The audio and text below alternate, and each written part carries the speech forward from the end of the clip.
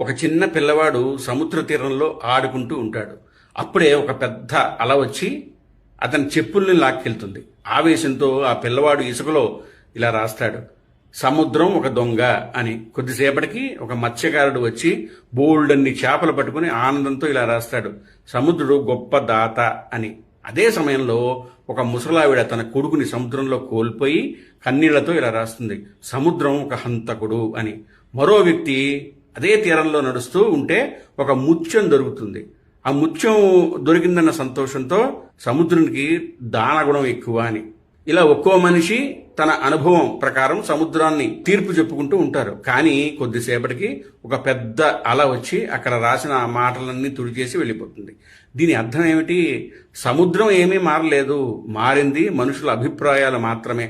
ఎవరు నిన్ను పొగిడినా, ఎవరు నిన్ను తిట్టినా నీ విలువ మారదు. అందుకే సముద్రంలా ఉండటం నేర్చుకో.